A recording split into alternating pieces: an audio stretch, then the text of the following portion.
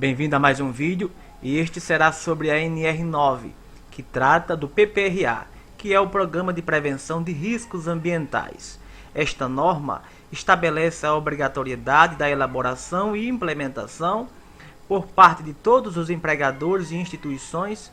Perceba importante esse detalhe, que essa obrigação é por parte de todos, sem exceção, de que admitam trabalhadores como empregados do Programa de Prevenção de Riscos Ambientais, PPRA.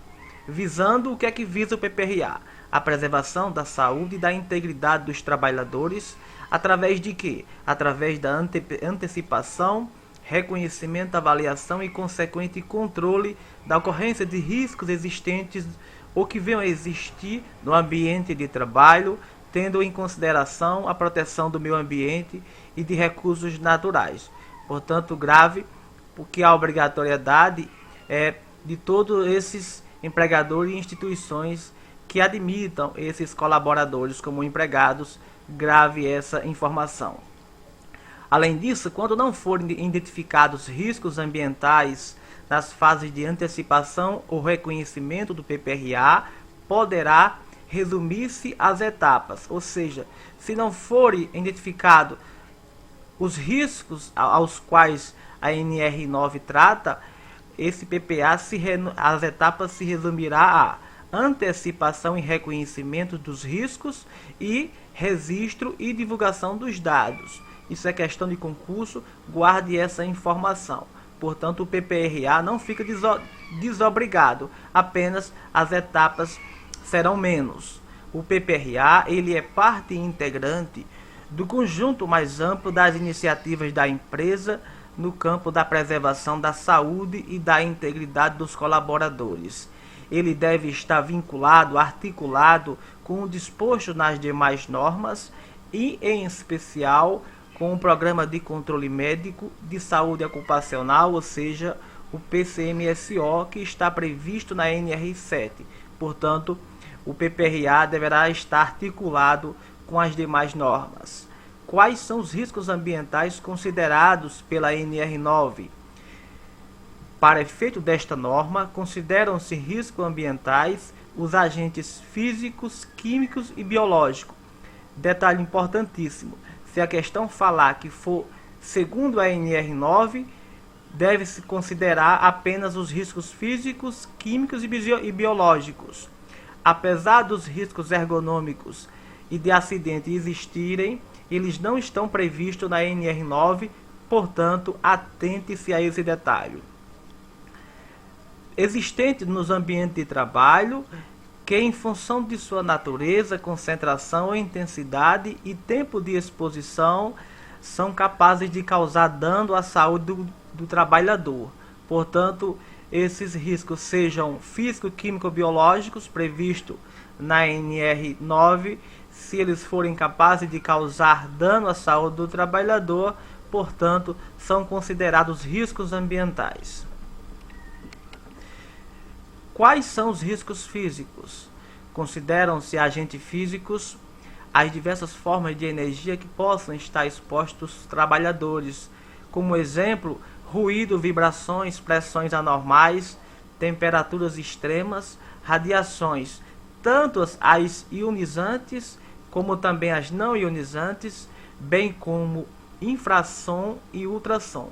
Releia esse tópico, porque é preciso você decorar quais os tipos de risco de cada tipo, porque eles são cobrados. Quais são os riscos químicos?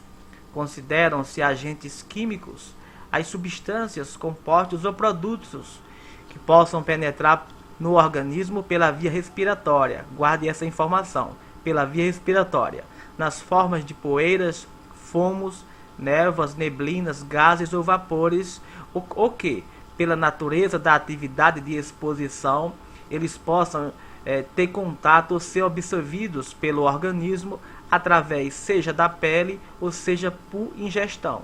Portanto, esses riscos são químicos. Guarde e releia esse item, porque também você precisa aprendê-los ou, na pior das hipóteses, memorizá-los, pois é preciso você saber identificá-los. E agora, quais são os riscos biológicos?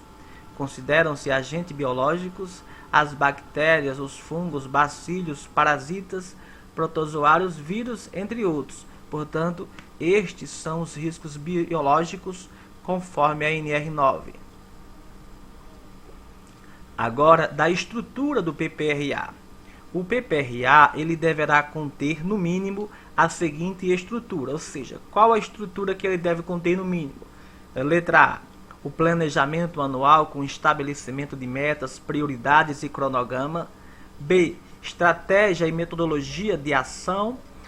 Além disso, deve conter, letra C, forma de registro, manutenção e divulgação dos dados. Esse item é muito cobrado. Letra D, periodicidade e forma de avaliação do desenvolvimento do PPRA. Agora, do período de análise geral.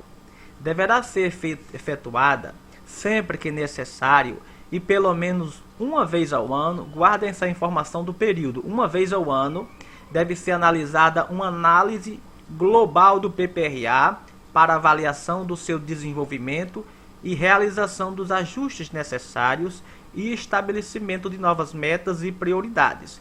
Portanto, essa análise geral será pelo menos uma vez ao ano. Agora, do desenvolvimento do PPRA. O PPRA deverá incluir as seguintes etapas.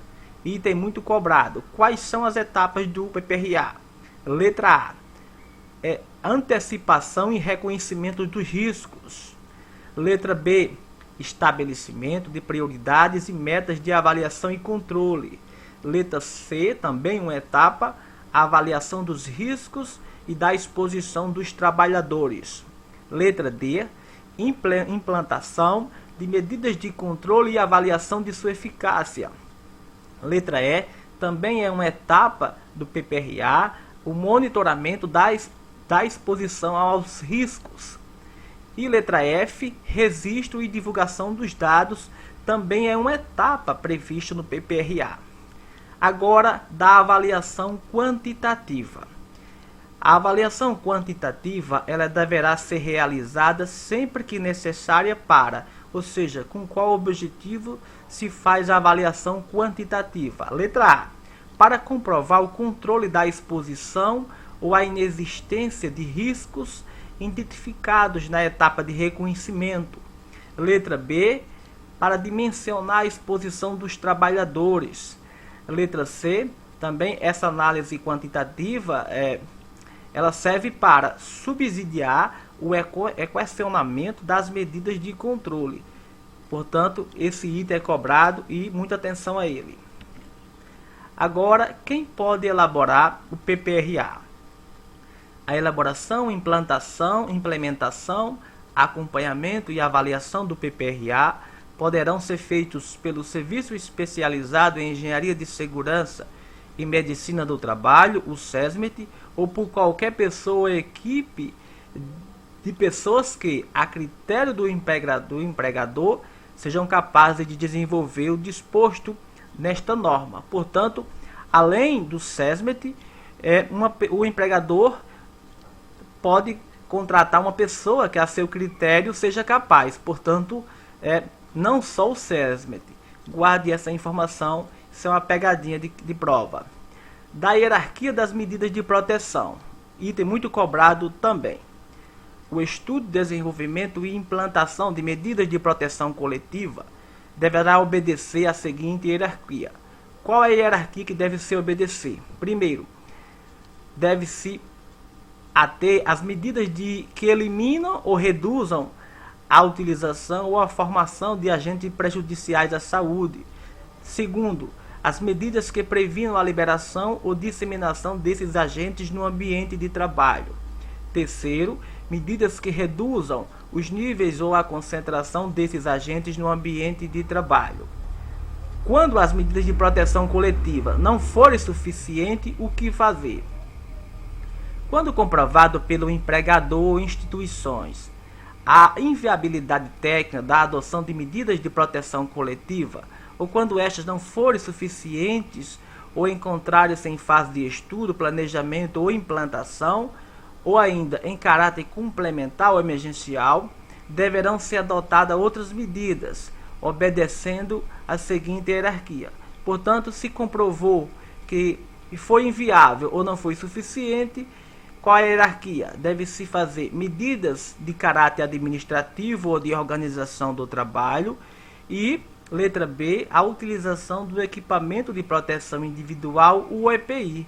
Portanto, é grave essa sequência que é importante se ater. Nesse caso, o EPI vem em último lugar. O que vem a ser nível de ação? Para fins desta norma, considera-se nível de ação o valor acima do qual devem ser iniciadas ações preventivas de forma a minimizar a probabilidade de que as exposições a agentes ambientais ultrapassem os limites de exposição. Portanto, o nível de ação é aquele valor acima do qual que deve ser iniciado ações preventivas. Essa definição é cobrada também.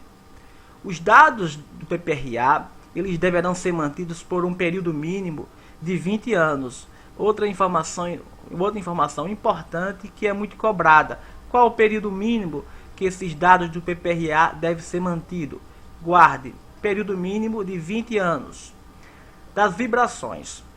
As ferramentas manuais vibratórias que produzam acelerações superiores a 2,5 metros por segundo nas mãos dos operadores, portanto, em relação às mãos, elas devem informar junto às suas especificações técnicas a vibração emitida pelas mesmas, indicando as normas de ensaio que foram utilizadas para a medição.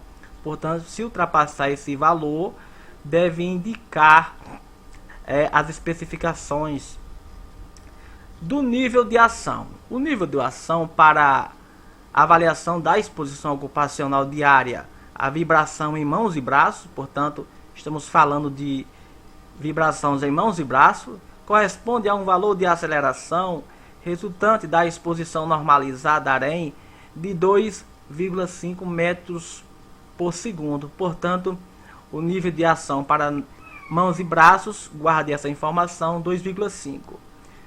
Do limite de exposição diária em mãos e braços. Portanto, falamos do nível de ação, agora do limite de exposição diária. O limite de exposição ocupacional diária à vibração em mãos e braços corresponde a um valor de aceleração resultante da exposição normalizada AREM de 5 metros por segundo. Portanto, guarde a informação. Perceba a diferença. Nível de ação 2,5. Limite 5. O limite de exposição ocupacional diária à vibração do corpo inteiro. O limite de exposição ocupacional diária à vibração do corpo inteiro corresponde ao: letra A, valor da aceleração resultante de exposição normalizada AREM de 1,1 metro por segundo, ou dose, do valor da dose, letra B, de vibração resultante de 21 por 1,75. Guarde essas informações porque são cobradas e eles apenas invertem, trocam esses números, o que faz com que a questão tenha muito erro, tenha muito candidatos que errem. Por quê?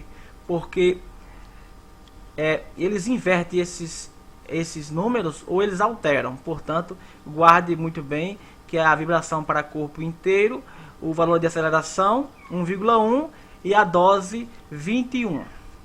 Foram estas as dicas do vídeo. Até o nosso próximo vídeo. Boa sorte!